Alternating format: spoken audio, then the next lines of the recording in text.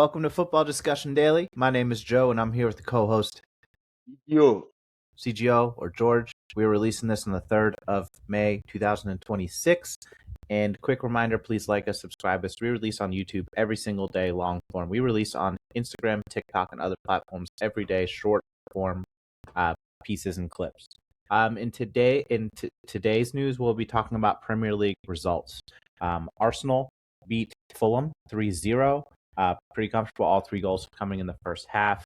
We had Wolves drawing Sunderland in a game where, again, largely inconsequential. Same for Newcastle beating Brighton. Those games are largely about pride at this point. Brighton could have actually advanced and qualified for Europa League, actually. But Newcastle is, largely not in that contest. We have the greatest team in England, Brentford, winning 3-0 against West Ham at home, which is interesting for both the European spots. I think Brentford is right in that race for probably not Champions League, but certainly Europa and Conference. And West Ham, obviously, in the relegation race. We'll be looking at the Tottenham result tomorrow. And then we also have Barcelona winning today, and we also had Ipswich Town got re-promoted back to the Premier League, and Wrexham got 7th place. They did not get in the championship playoff. The 4 teams are set for the championship playoffs, which will happen over the next 2 weeks, and we'll see who that last Premier League team is. Around the same time, we'll see who that last championship team is on the relegation side from the Premier League. George, let's start off with probably the most consequential game of the day. Arsenal 3, Fulham 0. I watched the first half. I thought it was Arsenal played very well. I had my foot in my mouth the entire time because they created, I believe, all 3 of their goals were from open play. yes. They were pushing all half and creating all half, and they were just great. So I have my foot in my mouth because I've been critical of Arsenal for not creating enough. Do you have a big takeaway from this game? I mean, I have my own personal takeaways as well, but I figured I'd give you a chance to say who stood out to you player-wise, performance-wise, tactics-wise. Did anything stand out, George? The issue is that the Arsenal players must be well commended. I told you yesterday on the show that since they'll be playing at home, there's that high chances that they will get the win. But one thing that surprised me more was the way they approached the game today. They were able to handle the pressure very well. They handled it very well, and that was why, if you watch the first half of the game, they were able to get the job done. They got the job done, and then in the second half, all they did was try to see if they can get more goals, because with the way things are, goal difference might play a part. Because if Arsenal wins all their games and City wins all their games, then it's going to be a goal difference issue. I mean, goal difference will now decide who wins the league.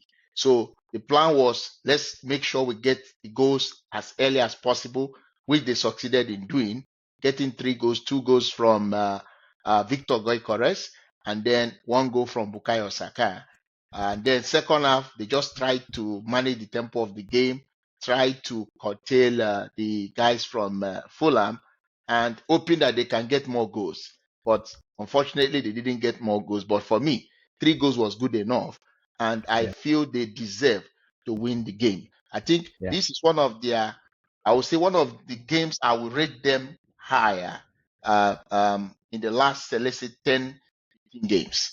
I thought they played fantastic too. I will say that the first Gyokores goal, Gyokores got the foot on it and put it in the back of the net. I mean, Saka was the creator of that goal. He's the one who, I think any team, if you see a team putting one player on Saka out in the wing, I think it was Jimenez on Saka, actually. He slipped and to create a bunch of space that Saka was able to put the ball in a perfect position for Gyokores. And Gyokores, credit to him for being in a good position, but I think Saka deserves probably most of the credit for this goal.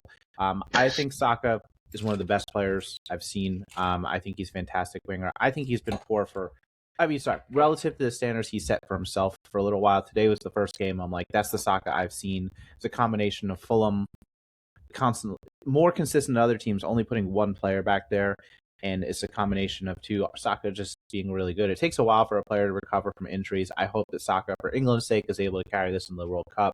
I felt that he's been playing timid on top of being double teamed a lot the last year or 2. But a tremendous performance from him. He looked very dangerous every time he was on the ball, and again, that's the mentality you want in your star player. I felt that he was much stronger than Trossard on the other side of the ball. But Joe, I have a question for you. Victor Gyokores now has 14 Premier League goals. Mm-hmm. Do you think that is good enough for somebody who joined Arsenal and in his first season he has been able to get 14 goals so far? I think that, let's say it ends up with 15 or 16 goals in the season because there's 2 more games left.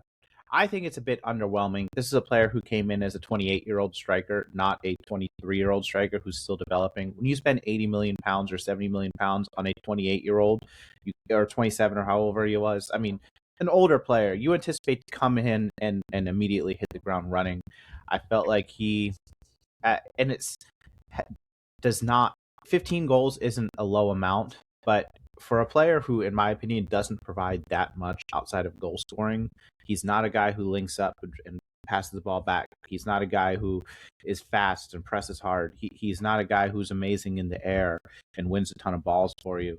I think it's a low output for him if you're specializing in goals. There's other players who, I mean, Haaland's a specialized in goals. Haaland doesn't do a lot of that stuff super well either, but he scores a lot more, and so it's largely seen as okay. It's just my opinion, given the cost, given the age, given Arsenal's expectations, given why they brought him in. I still think it's a slightly underwhelming signing, but they brought him in for a 5-year period. I think that you can't assess that for 5 years. 15 goals is certainly not bad. Yeah, but don't you think it has to do, the reason why he has not been able to score more than this number of goals is based on the playing pattern of the Arsenal team? Because I feel that probably they are not playing to his strength, and that's the reason why he has not really scored the number of goals a lot of people were expecting to score, like he did in the Portuguese league while he was playing for Sporting CP. Yeah, I mean, part of it is that, George, but again, I think that comes in the equation of when I call it signing slightly underwhelming. I mean, that's not just critical of the player; it's critical of the entire structure of the club that signed him. It's critical of the scouting, it's critical of the development, it's somewhat critical of the player, but it's just, I think from the entire organizational standpoint, I would say still slightly underwhelming based on just what we've seen this season. Again, he's one of the most expensive strikers ever, and again, he just hasn't put the kind of numbers you'd expect from a finished product slotting into a team that's fighting for a title. And again, George, I watch this based on seeing him play too. 15 goals is a good outcome, but I just haven't seen him provide a lot of the other stuff that Kane or Lewandowski can literally do anything well. If you take away his runs in behind, he's still laying the ball off. He's still winning the ball in midfield and creating that way. Both of those players who are absolutely, Lewandowski is a little bit past where he is prime, but is still fantastic at a lot of those things. So just a personal thought. Because one of the things I observe with Gyokores link up play, you can't compare it with a player like Kai Havertz, and that's why you see most times an Arteta will always prefer to use Kai Havertz instead of Gyokores. So I think that's one of the areas where it's lacking based on what I've seen from him this season. And that's why a lot of clubs must always study a player's profile very well to know players that can really fit into their playing style. Not just because a player is scoring this number of goals, maybe because the player has scored a lot of goals like Gyokores did when he was at Sporting CP. You just go and get such players. Sometimes I think clubs need to sit down, analyze very well, and see if this player can really fit into the playing style of the team. And somebody like Harry Kane will fit very well into this Arsenal team. If by chance he finds himself playing for Arsenal. That's never going to happen. No, I know it's not going to happen, but I'm just giving you the kind of a profile of striker Arsenal would have gone for. Harry Kane is a chameleon. He is so good at literally everything. He would fit into the play style of literally any team. Saying he'd fit into a team is like saying Lionel Messi would fit into a team. Kane is not on that level of Messi. Kane is like simply best in the world right now level, but like Messi is like best ever level, and those are different tiers. But saying Kane stylistically fits into a system when he's one of the most versatile players, like strikers, and while still being elite at actual striking is a bit. I feel like Okay, let me not mention Kane now. Let me give you another player. Yes. Now, between Igor Ekitike and Victor Gyokores, who is going to fit well into the Arsenal's system of play? Yeah, that's good. I mean, Ekatike is fast. He can finish. I get link up play. He can definitely counter pretty well, which is not something Arsenal is. They can do it, but they're not known for it. But Ekatike is really good at that. So I think that I think Gyokores is a good change of pace from Kai Havertz. It's just typically you don't spend 80 million pounds or 75, however million it was, on a guy who's a change of pace and with Havertz, who I honestly don't think is a. They probably overspent on Havertz as well, and we have 3 years of seeing him play. Both Chelsea and Arsenal overspent on Kai Havertz, who scored a ton of goals in Germany at Bayern Leverkusen. So I think that play style wise, I think Gyokores it probably plays a little bit better with an Arsenal who's looking to possess it in the final third than Ekitike, who does better with the counter-attacking team with a little more space in behind to make runs into. It's just my personal thought with Arsenal's play style. Yeah, because what I feel is that players like Yao Pedro, players like Ugo Ekitike, if they find themselves in the Arsenal squad, they will thrive very well because their league cup play is very good and they are more prolific than somebody like Kai Havertz. Kai Havertz has good link up play. He's a very good player when it comes to link up play. But the only problem he has is he's not that prolific like these guys we've mentioned. That's where that's the deficiency he has, which he needs to really improve on. If he's very prolific, I'm telling you, he would have been rated as one of the best striker in the world currently. The type of player I think would do really well in Arsenal is like a Bobby Firmino or Karim Benzema type who Yeah. isn't selfish. He's completely okay if his wingers get all the goals because Arsenal's best finisher is a right winger. It's Saka. I think Trossard is a decent finisher as well, and Martinelli can definitely do a shift on the left. I think that if you have a guy again, these guys are older, so that like it's.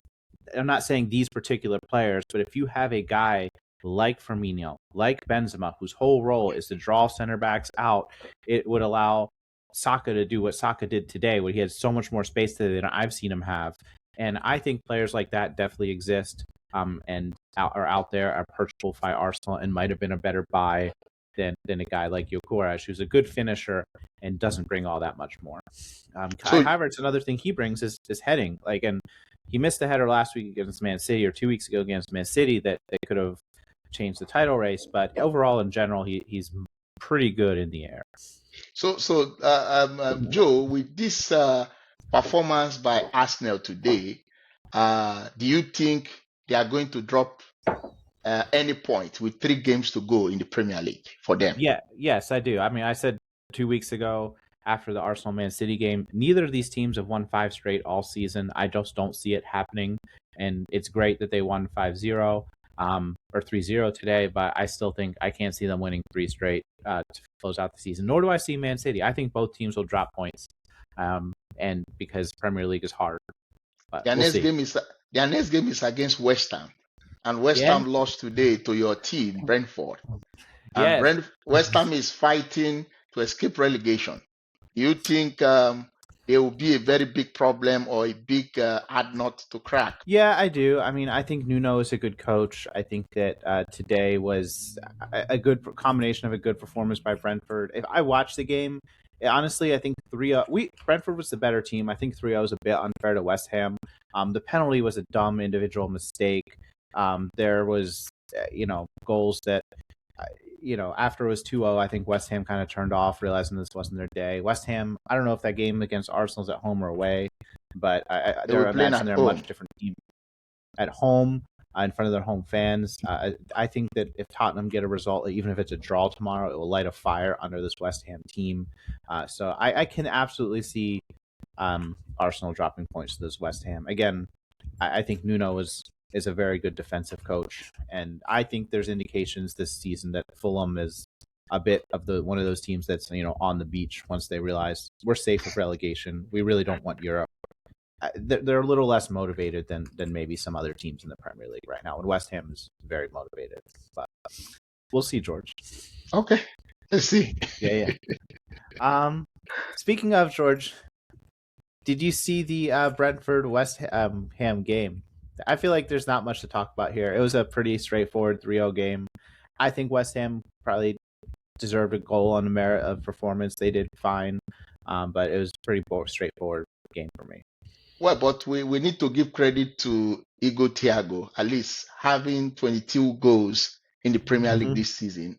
That's quite a good record for him. And it's something every Brentford fan should be very proud of.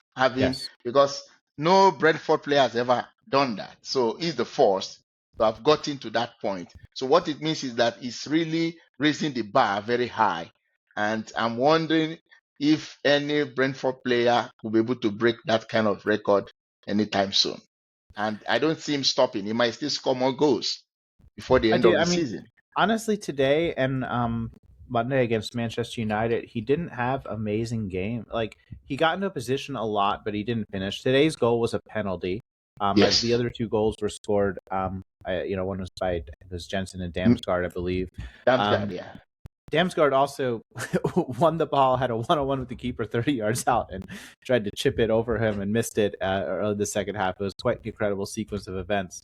But um, what was I saying? But yeah, Thiago got in several positions to score, just like against Manchester United, and did not. I mean, again, I think your elite strikers tend to do that, and they have go through patches where they miss 10 easy chances in a row. They put all the work in to get in position and then don't finish. Thiago certainly had one or two of those today. He's not a guy who lacks in confidence, and it just sometimes it's just a numbers game. I do think Brentford is fully capable of developing another player who does that. We developed Tony, we developed Buemo, all fantastic players, and as part of the ethos of this club, they're very good at identifying players. But, So but but I would like to ask you a question. Do you think Igo Thiago will still be a player of Brentford next season? yeah, I mean, I know a lot about how this club operates, and I've seen how much they operate.